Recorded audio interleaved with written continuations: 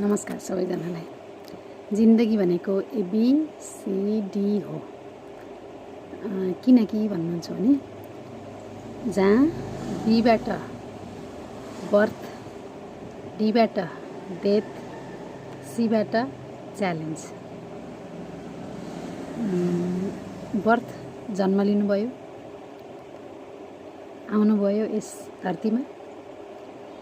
D death मृत्यु अवश्य छ, जन्मपछि मृत्यु अवश्य छ। सी च्यालेन्ज, जब बाँच्नको लागि जिउनको लागि च्यालेन्जमय जिन्दगी हुनै पर्छ, नत्र जिन्दगीको मजा हुँदैन।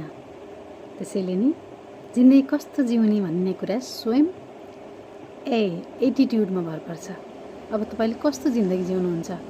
शान्त, सरल र समस्याको समाधान गर्ने खालको जिन्दगी खोज्नुहुन्छ भने हजुर सधैँ निरन्तर अगाडि बढिरहनुहुन्छ र होइन जिद्दी गर्ने भन्ने खालको जिन्दगी जिउनुहुन्छ भने त्यसमा एकचोटि त सफल भइन्छ, तर निरन्तर नहुन पनि सकिन्छ। हजुरलाई कस्तो लाग्छ? मेरो यो 2-4 शब्द कमेन्ट्समा लेखिदिनु होला भन्ने आशा गर्दछु। धन्यवाद।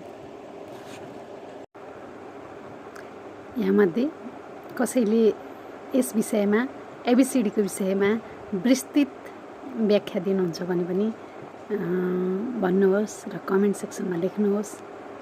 एबिसिडीको अझ सार तत्त्व है। हस्।